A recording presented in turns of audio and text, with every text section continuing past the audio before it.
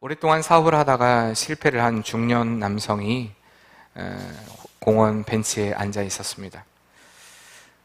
실에 빠져 공원 벤치에 앉아 있는데 한 소년이 공을 하늘로 던졌다가 받는 그런 놀이를 계속하고 있는 것이었습니다.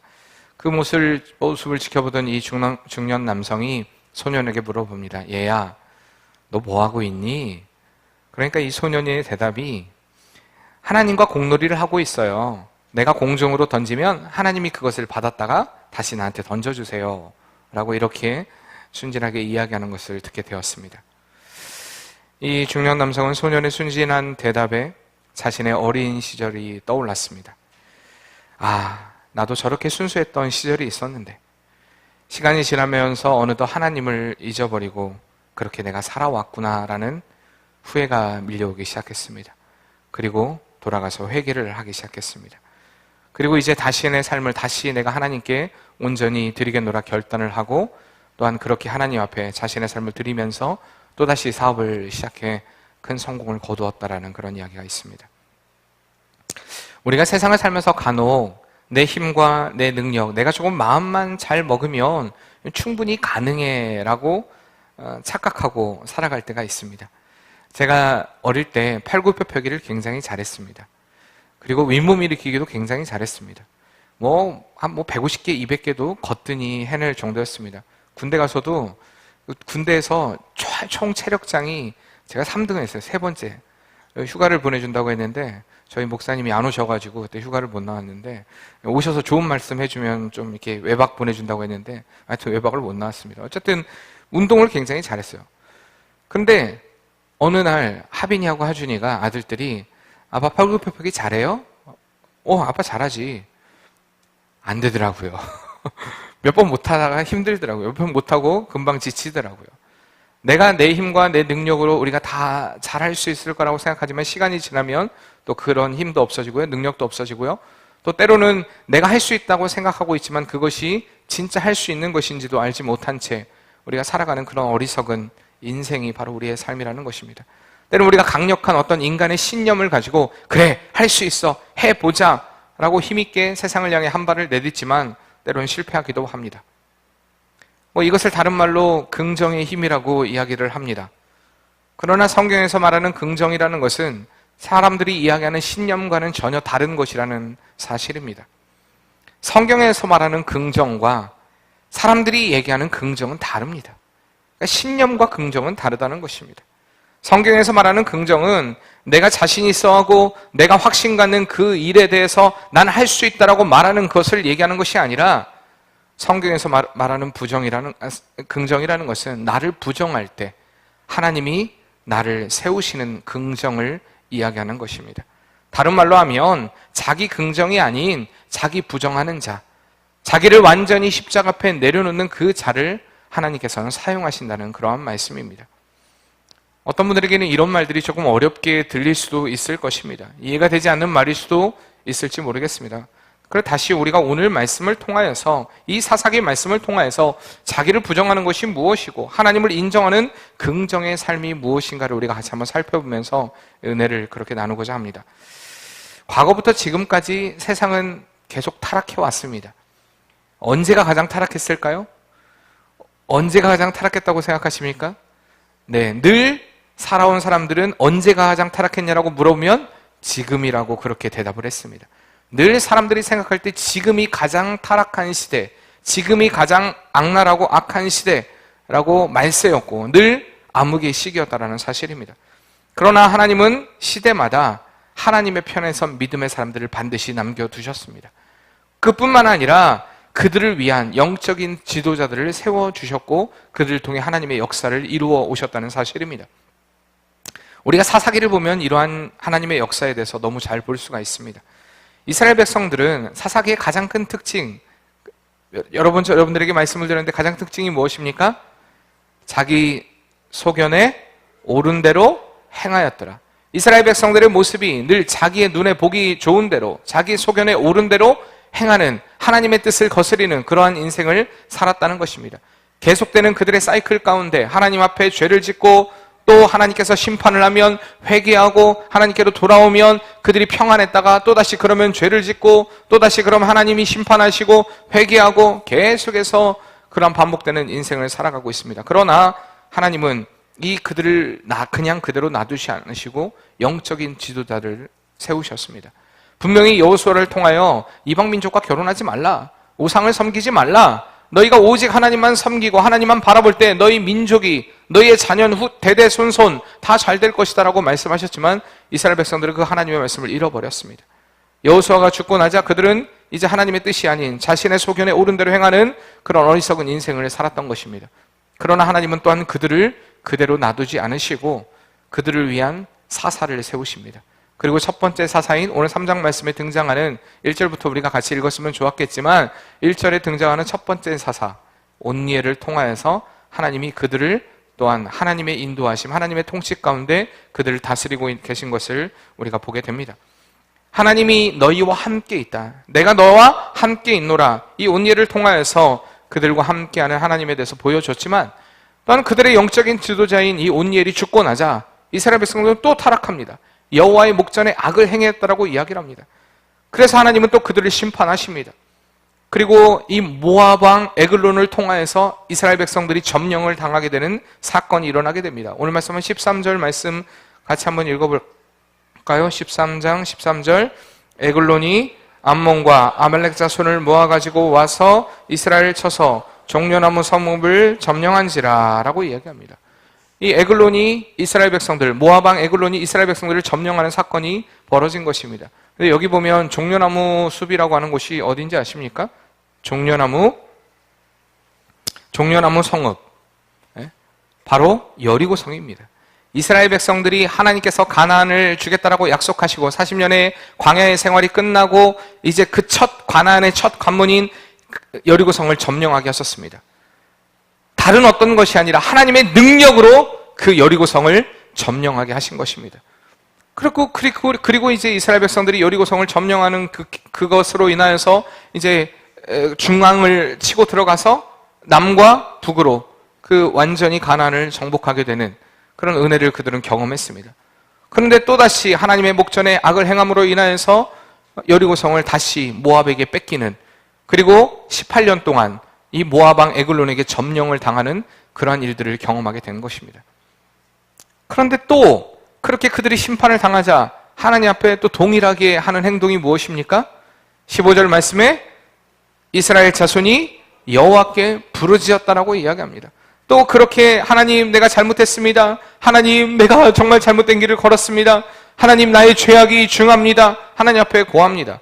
그렇게 부르짖게 됐을 때 하나님은 또 그들의 음성을 들으시고 또다시 하나님의 영적인 사람들, 영적인 지도자를 세우시는데 두 번째 세우신 사사가 바로 에훗이라는 사람이었습니다. 3장 15절 말씀을 보면 이스라엘 자손이 여호와께 부르짖음에 여호와께서 그들을 위하여 누구를 세우셨다고 얘기합니까? 구원자를 세웠다라고 이야기합니다.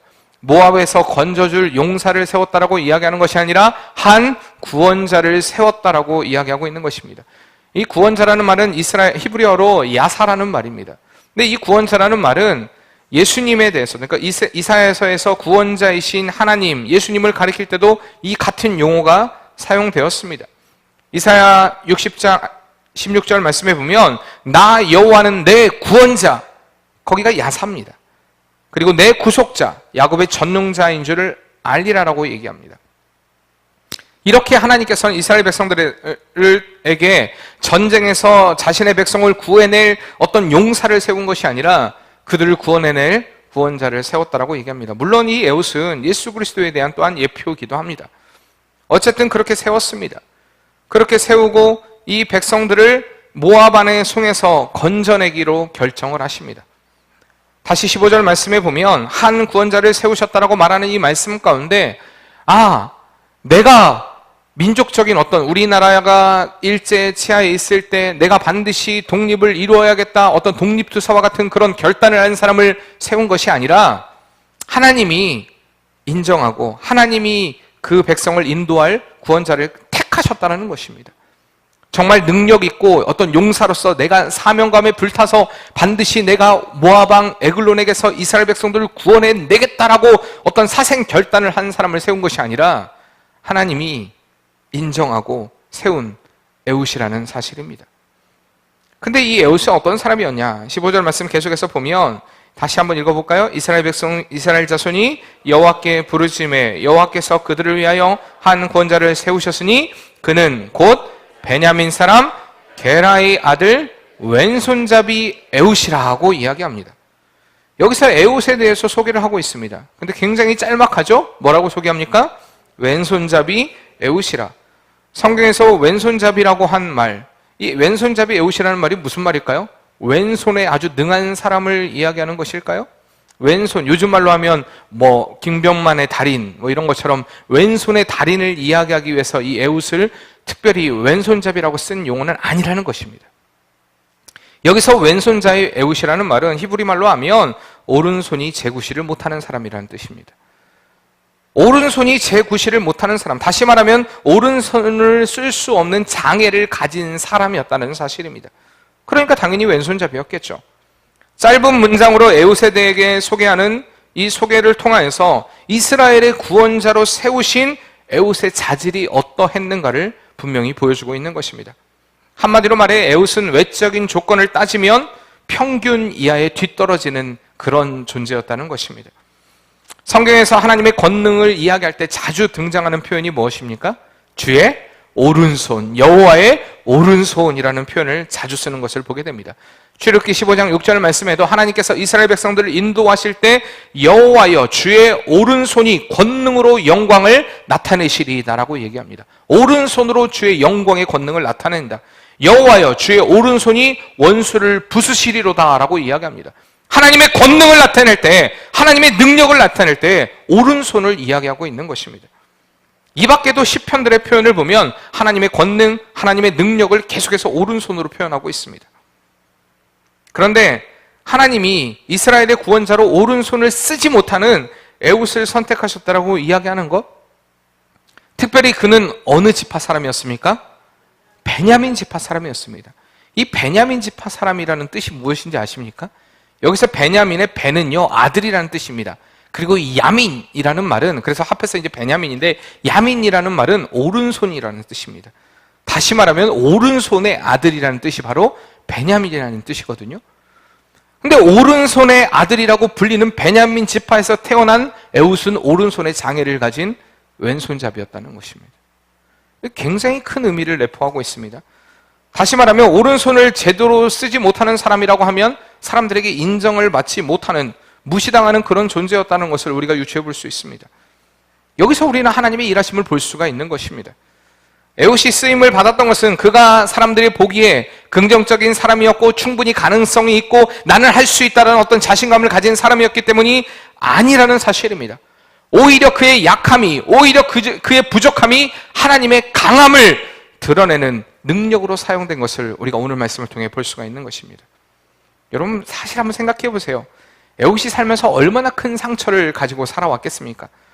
오른손 지파에서 오른손의 장애를 가진 사람이다. 한번 생각해 보시기 바랍니다. 한번 예를 들어볼까요? 형제가 셋이 있습니다.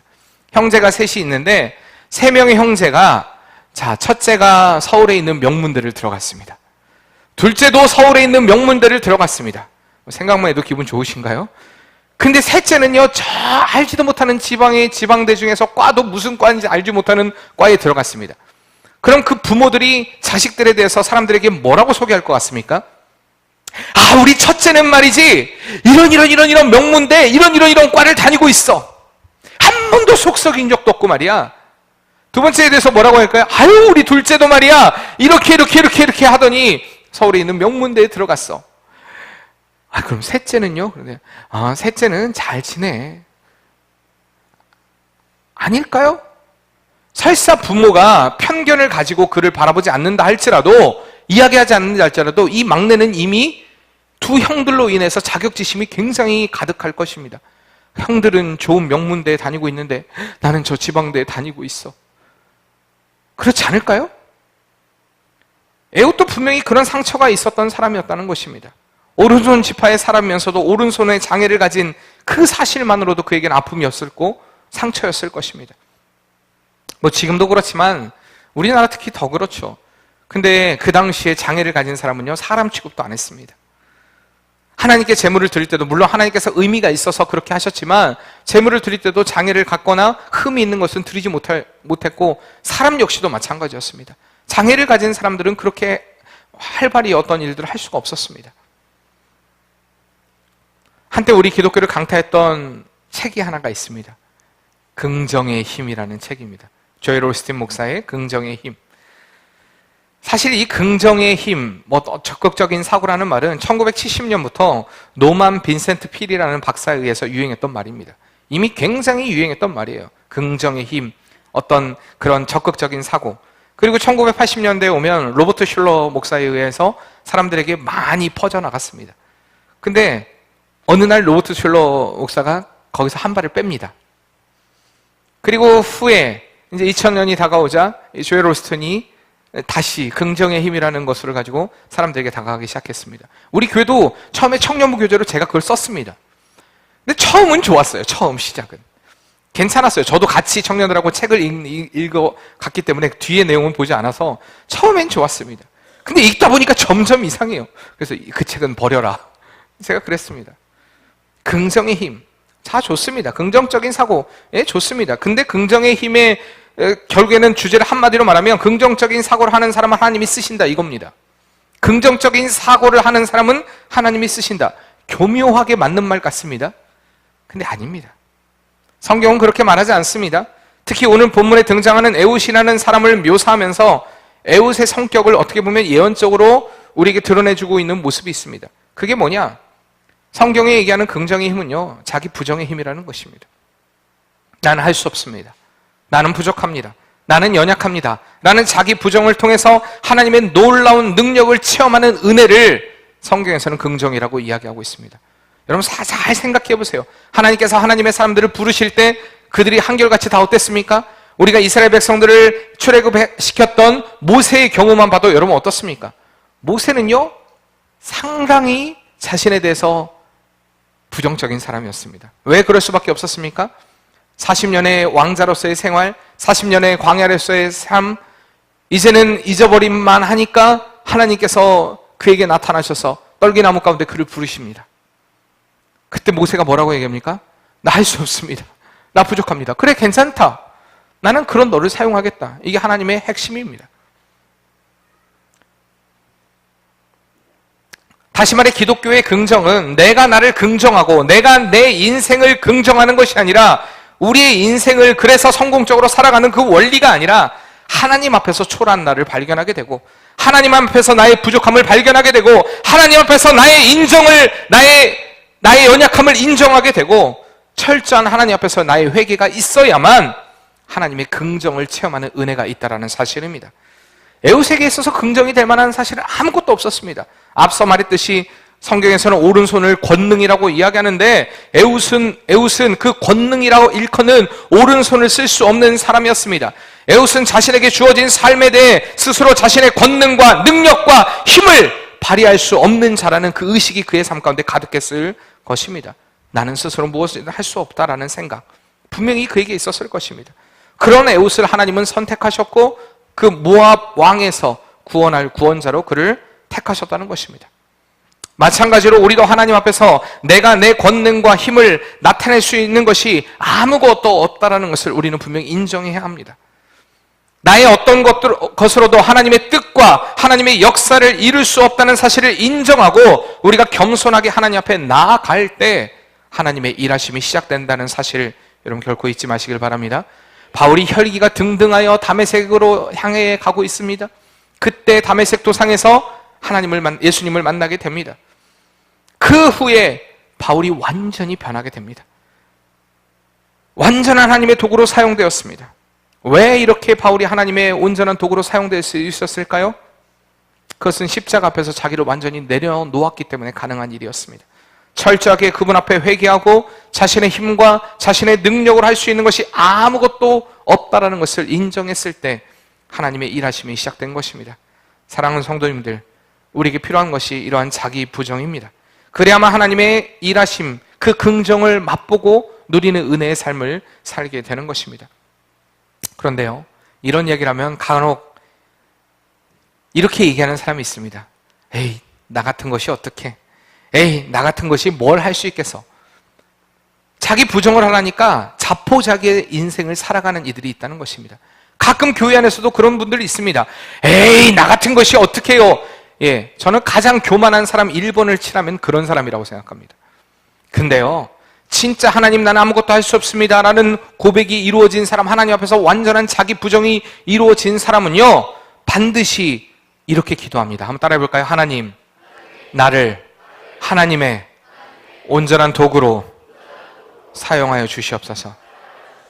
분명히 하나님에 대해서 자기 부정이 이루어진 사람은 이런 믿음의 고백이 흘러나오는 것입니다. 하나님, 나를 하나님의 온전한 도구로 사용하여 주시옵소서.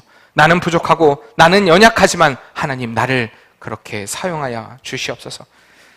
자기 부정으로 인해 자포자기하고 우울해하고 시리에 빠진 것이 아니라 나는 왜 아무것도 할 수 없지? 왜 나는 아무것도 할 수 없지? 왜 내가 할 수 있는 것이 아무것도 없지? 그것이 아니라 할 수 없으니까 하나님 나의 삶을 책임져 주세요. 하나님이 나와 함께 하신다는 임마누엘의 하나님을 느끼고 누리며 그 하나님의 일하심을 나타내기를 간절히 바라는 긍정의 삶을 살아가게 된다는 사실입니다. 하나님께서 오늘 에웃을 사용하셔서 이스라엘을 구원하기로 결정하셨다는, 야, 내가 너를 구원자로 세웠다라는 그 말을 들었을 때 에웃이 얼마나 기뻤을까요? 그 마음 가운데 난 아무것도 할 수 없다, 나는 나의 능력이 없다, 나는 정말 이런 장애를 가진 사람으로서 아무런 능력을 나타낼 수 없다라고 생각했던 그였지만, 나는 아무것도 할 수 없지만 나와 함께 하시는 하나님의 그 능력을 믿고 가겠습니다라는 그 고백이 있었으니까 이렇게 나아가는 것입니다. 성경에 다 드러나 있진 않지만 확실한 믿음이 분명히 하나님을 기쁘게 했을 것입니다. 그 결과 어땠습니까? 한번 우리 같이 한번 말씀 다시 한번 읽어볼까요? 27절에서 30절 말씀입니다. 같이 읽어보겠습니다. 그가 이르러 에브라임 산지에서 나팔을 불매 이스라엘 자손이 산지에서 그를 따라 내려오니 에웃이 앞서가며 그들에게 이르되 나를 따르라. 여호와께서 너희의 원수들인 모압을 너희의 손에 넘겨주셨느니라 하매 무리가 에웃을 따라 내려가 모압 맞은편 요단강 나루를 장악하여 한 사람도 건너지 못하게 하였고 그때 모압 사람 약 10,000명을 죽였으니 모두 장사요 모두 용사라. 한 사람도 도망하지 못하였더라. 그날에 모압이 이스라엘 수하에 굴복함에 그 땅이 80년 동안 평온하였더라 라고 이야기합니다. 아멘. 이렇게 하나님과 함께 했던 에웃이 하나님의 그 능력을 믿고 나아갈 때 기적이 일어나게 됩니다. 이스라엘 백성들에게 사사들이 있었지만 사사들의 살았던 기간 중에 그때 가장 길게 평화가 이어졌던, 이 80년이라는 평화가 이루어졌던 때는 에웃 때밖에 없었습니다. 40년은 있었지만 80년이라는 세월 동안에 평화가 이루어진 사실은요 없었습니다. 하나님의 온전히 능력을 믿고 자신의 연약함과 부족함과 나약함을 주님 앞에 다 내려놓고 오직 하나님의 능력을 의지한 에웃을 통하여서 하나님께 놀랍게 역사하신 것입니다. 사랑하는 성도님들, 우리의 능력은요 우리의 오른손에 있지 않습니다. 내가 할 수 있다라는 어떤 긍정에 있지 않습니다. 구약에 보면요 드려지는 제사 중에 번제가 있습니다. 번제를 드리는 것 우리가 잘 알죠? 번제를 완전히 태워드리는 것입니다. 근데 번제를 드릴 때 뭘 하는지 아십니까? 어떻게 하죠? 각을 뜹니다. 각을 떠요. 왜 하나님께서 어차피 태워드릴 그 번제인데 왜 각을 뜨게 하셨을까? 그것은요 살 속 깊이 뼛속 깊이 그 모든 것들을 다 파내는 것입니다. 다시 말하면 그 제사의 방법을 통하여서 살 속 깊이 그리고 뼛속 깊이 들어있는 그 죄악들을 다 파내야만 하기 때문에, 그리고 그렇게 다 파낸 후에 완전히 다 태워드려야만 하나님이 받으시기 때문에 구약에서 그런 제사를 하나님이 드리게 만드신 것입니다. 마찬가지입니다. 나를 버리지 않고는요, 완전히 나를 내려놓지 않고는요, 완전히 나를 부정하지 않고는요 하나님의 일하심이 불가능하게 됩니다. 나의 생각을 철저하게 내려놓고 하나님의 일하심을 맛보는 복된 성도의 삶 되시길 바랍니다. 나를 완전히 부정하지 않고는 하나님의 긍정을 맛볼 수 없다는 사실, 여러분 분명히 우리 가슴 안에 새겨야 할 줄 믿습니다. 철저하게 하나님 앞에 자신을 내려놓는 삶을 결단하시길 바랍니다. 하나님이 쓰시는 애굽 같은 사람은요, 하나님에 의해서 세워지고요, 하나님에 의해서 살게 되고요, 하나님에 의해서 앞으로 나아가게 되고, 하나님이 함께하지 않으면 그 자리에 서 있을 수밖에 없는, 아무것도 할 수 없는, 내 능력으로는 아무것도 할 수 없습니다라고 인정하는 그런 자들을 통해 하나님의 일하심이 시작된다는 사실, 우리가 철저하게 그 하나님 앞에 우리 자신을 내려놓음으로 인하여서 하나님의 일하심을 나를 통해 드러내고 나타내는 복된 진정한 성도의 삶 되시기를 바랍니다. 우리 같이 한번 찬양하도록 하겠습니다. 나의 안에 거하라, 나는 내 하나님이니. 모든 환난 가운데 너를 지키는 자라. 두려워하지 말라, 내가 널 도와주리니. 놀라지 말라, 내 손 잡아주리라. 나의 안에 거하라, 나의 안에 거하라, 나는 내 하나님이. 모든 환난